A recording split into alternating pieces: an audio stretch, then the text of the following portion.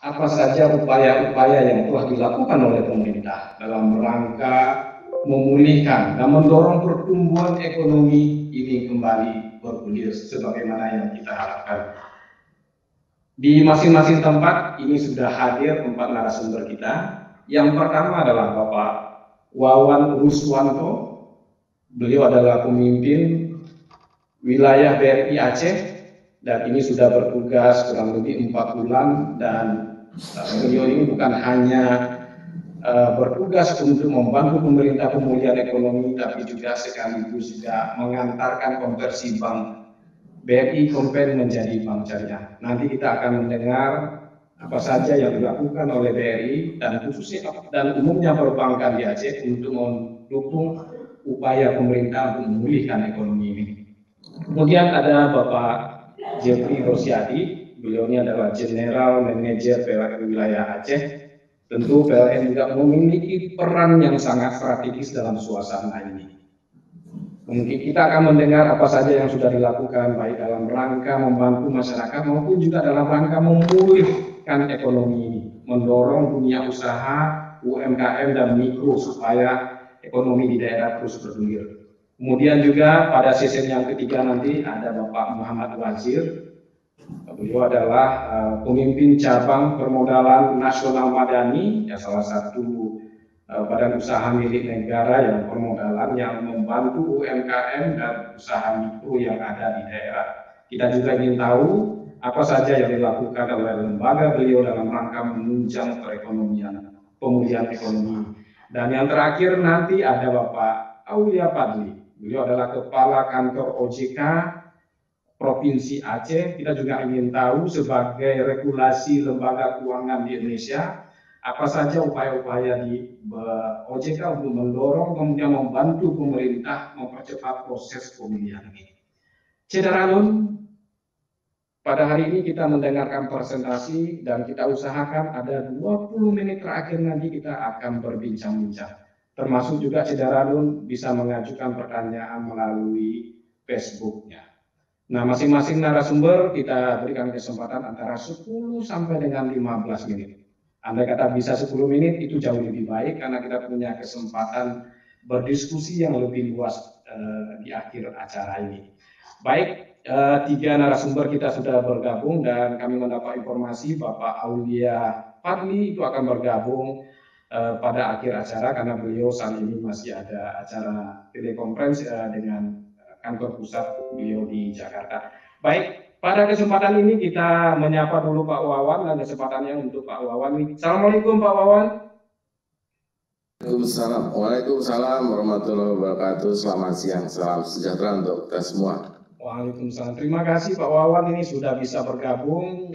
Kita beberapa kali diskusi di luar dan hari ini bisa secara langsung melalui layar berhadapan kembali. Dan pasti peran BRI ini begitu besar karena itu salah satu bank BUMN yang besar juga. Ini beliau punya tugas, Pak Wawan ini punya tugas mengantarkan konversi bank sekaligus juga untuk menunjang pemulihan ekonomi ini. Mungkin kita kasih waktu sama Pak Wawan kurang lebih 10 sampai dengan 15 menit. Silakan Pak Wawan menyampaikan presentasinya. Terima kasih Pak. Baik, nama saya Wawan Ruswanto. Saya ingin memperkenalkan diri. Saya tuh tinggal berapa bulan lagi akan pensiun dari BRI, Pak. Jadi ini adalah misi saya terakhir, misi untuk menyelesaikan konversi yang diamanahkan oleh Konun 11 tahun 2018. Terkait dengan topik kita hari ini, seperti yang sudah tadi disampaikan oleh Bapak, bahwa kita sedang menghadapi situasi yang berat. Tekanan ekonomi yang sangat menantang disebabkan oleh pandemi COVID-19. Ini memang tidak bisa dihindari, jadi kita harus hadapi pandemi ini secara cerdas. Kita semua tentunya berperan untuk menghadapi ini sehingga dampak daripada pandemi ini terhadap tekanan ekonomi seminimal mungkin bagi kita semua, bagi masyarakat, khususnya untuk masyarakat di Aceh. Kami ingin memperkenalkan Bapak, jadi BRI, Bank Rakyat Indonesia, memiliki perusahaan anak yaitu Bank Rakyat Indonesia Syariah. Sebenarnya Bank Rakyat Indonesia Syariah ini, BRI Syariah, sudah cukup lama, berdiri sejak tahun 2009, jadi kira-kira sudah 11 atau 12 tahun ya. Tetapi memang keberadaan di Provinsi Aceh itu baru sampai di beberapa kota, yaitu di Banda Aceh, di Losmawe, dan di Merabok, seperti itu. Berbeda dengan induknya yaitu BRI yang sudah sangat tersebar di seluruh Provinsi Aceh, bahkan sampai ke daerah Singkil, Utacane yang di ujung Provinsi Aceh di Kuala Simpang. Kami BRI dan BRI Syariah terus berupaya untuk menjadi terdepan di dalam mendukung pemulihan ekonomi nasional. Apa saja yang kita lakukan selama ini dan terus akan kita lakukan. Tentunya ini perlu kami komunikasikan kepada masyarakat di Aceh ya. Mungkin sebelum itu kita pelajari dulu slide yang berikutnya. Apa itu program PEN atau pemulihan ekonomi nasional? Program ini merupakan salah satu rangkaian kegiatan untuk mengurangi dampak COVID-19 terhadap perekonomian. Jadi dengan adanya pandemi ini kemudian banyak aktivitas masyarakat yang berkurang karena memang untuk menghindari wabah dianjurkan untuk tidak bertemu apabila tidak diperlukan, berkerumun, jaga jarak, dan sebagainya, sehingga pengurangan aktivitas ini berdampak terhadap kegiatan ekonomi. Kegiatan ekonomi seperti transportasi, turisme, perhotelan, bahkan restoran, itu akan banyak sangat terdampak. Itu baru di user di hilir ya, dan itu tentunya akan berdampak terhadap permintaan ke sektor produksinya juga, sehingga semua akan bermuara kepada kinerja usaha UMKM yang menurun, dan itu akan mempengaruhi kinerja daripada bank itu sendiri bagi kami ya, sehingga banyak sekali debitur nasabah kami itu yang mengalami kesulitan dalam memenuhi kewajibannya. Mohon slide yang berikutnya. Nah ini, jadi apa yang sudah kami lakukan untuk membantu nasabah debitur kami di Aceh? Kami telah melakukan restrukturisasi kredit usaha yang terdampak COVID-19. Mungkin kalau dibandingkan secara nasional di Aceh ini tidak terlalu besar ya, tetapi kalau bagi kami di Kanwil Aceh 1,44 triliun itu adalah 1/10 atau 10% dari portfolio kami. Sehingga jumlah yang kami bantu di sini untuk diberikan kelonggaran dalam hal pembayaran kewajiban baik jangka waktu maupun kewajiban suku bunganya itu pun dilonggarkan sebesar 27.000 debitur. Ini cukup banyak, tersebar di seluruh Provinsi Aceh, dan ini barangkali yang masif kita lakukan ya, dan terus tetap akan kita lakukan sampai dengan masyarakat khususnya debitur kami itu pulih usahanya. Ini akan tetap kita lakukan, bahkan dengan skim-skim yang lebih ringan dari ini. Produk-produk kita ciptakan mendukung supaya usaha yang sudah ada di UMKM itu tidak berhenti. Itu akan terus kita lakukan. Kemudian bisa slide berikutnya ingin saya sampaikan juga di sini bahwa terkait dengan bonus 11 2018, maka BRI itu sepakat untuk mengalihkan seluruh portfolionya kepada BRI Syariah. Sebagai informasi untuk kredit usaha rakyat ya, ini adalah program pemerintah yang selama ini disalurkan oleh BRI. Selanjutnya juga akan terus disalurkan oleh BRI Syariah. Kuota yang kita terima di awal tahun sebesar 1,6 triliun sudah tidak mencukupi jumlah yang bisa kita salurkan sejak bulan Januari sampai dengan bulan Juli, yaitu 2 triliun lebih. Padahal kuotanya itu 1,6 triliun. Sehingga terpaksa kami mengajukan tambahan kuota lagi kepada Kementerian Koordinator Perekonomian sebesar 850 miliar. Sehingga total kuota menjadi 2 triliun 450 miliar. Ada tambahan kuota ini akan kita manfaatkan dan tetap disalurkan pada semester 2 tahun 2020. Ini memang terus kita salurkan, bukan berarti kita menghindar dari kondisi yang sedang menurun ya. Justru KUR ini terus kita salurkan untuk membantu UMKM yang terdampak. Terdampak dalam hal ini itu ada levelingnya, ada yang terdampak 100%, ada yang terdampak 75%, ada yang terdampak 50%, 25%, bahkan ada yang kecil terdampaknya, tetapi semuanya menurun. Nah, untuk nasabah-nasabah debitur yang masih memiliki prospek, itu tentunya akan kami bantu tambahannya. Suplesi kalau istilah kami, supaya apa? Supaya penurunan yang terjadi itu tidak mengurangi jumlah modal yang diperlukan untuk terus melanjutkan usaha.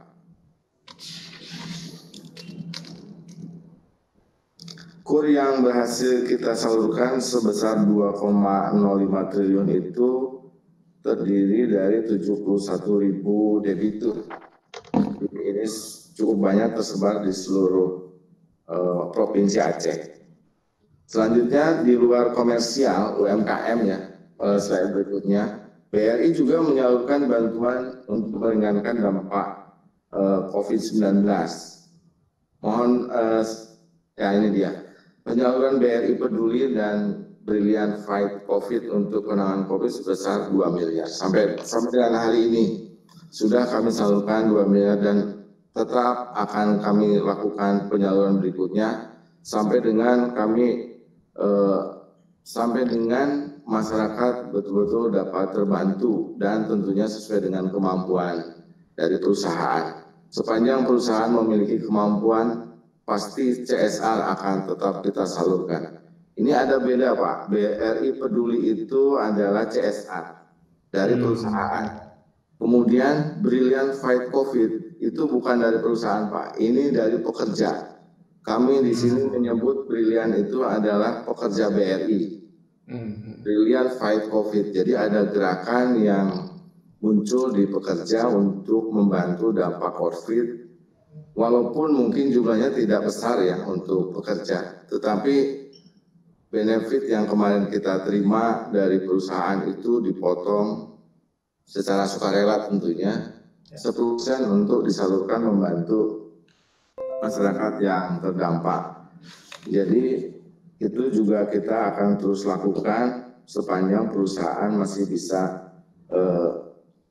memiliki kelonggaran untuk menyampaikan ini. Bank BRI dan BRI Syariah terus melakukan transformasi Pak. Jadi dalam rangka membantu itu kami memang harus melakukan transformasi dalam arti untuk mendapatkan efisiensi. Sehingga dengan efisiensi proses yang kita lakukan itu kita akan mendapatkan keuntungan yang lebih. Nah, keuntungan inilah yang tentunya bisa dimanfaatkan untuk kontribusi tetap membantu UMKM lebih baik, termasuk CSR. Yang berikutnya saya ingin sampaikan terkait dengan agen Briling. Ini sedikit promosi mungkin ya. Agen Briling. Agen Briling itu agen bank. Kita di Aceh itu memiliki agen sebesar 10.000 lebih agen Pak. Ya. Ini ada 2 jenis agen. Ada agen yang menggunakan alat Electronic Data Capture atau EDC seperti macam-macam itu Pak. Kemudian ada juga agen yang menggunakan mobile apa namanya telepon Pak, telepon mobile. Itu ada masing-masing 5.300 dan 5.200. Tetapi rupanya di Aceh ini, jadi di Aceh ini rupanya yang lebih disukai oleh masyarakat adalah agen yang menggunakan EDC, Pak. Karena di masyarakat mendapatkan apa namanya bukti struk atas transaksi yang dilakukan. Langsung gitu ya. Betul, seperti itu, Pak. Ini sebenarnya bagi BRI, agen briling ini merupakan selain financial inclusion ya. Jadi masuk lebih dalam penetrasinya sehingga bisa melayani lebih banyak masyarakat untuk kemudahan bertransaksi. Daripada dia harus keluar menggunakan kendaraan ongkos 20.000, lebih baik datang ke agen membayar di sana dengan biaya yang lebih rendah 5.000 misalnya. Itu menjadi lebih efisien untuk masyarakat. Di sini ada 11 juta transaksi yang sudah terjadi selama ini di seluruh agen di Aceh. Nah, agen ini penting terkait dengan pemulihan ekonomi ini kaitannya adalah karena sebesar 460 juta dalam bentuk paket sembako itu pun disalurkan melalui agen briling. Jadi agen briling itu seperti BRI juga. Jadi menyalurkan transaksi yang sifatnya komersial berdasarkan fee-nya kan itu. Mohon slide berikutnya. Nah, ada 460 juta paket sembako yang kita salurkan melalui agen briling. Ini peran CSR-nya di situ Pak. Jadi agen briling itu nggak semata-mata komersial juga. Jadi masyarakat di sekitar agen briling itu mendapatkan penyaluran bantuan sembako yang apa namanya terus kita salurkan untuk membantu masyarakat yang terdampak. Barangkali itu yang mungkin bisa saya sampaikan apa saja yang sudah kita lakukan terkait dengan pemulihan ekonomi nasional.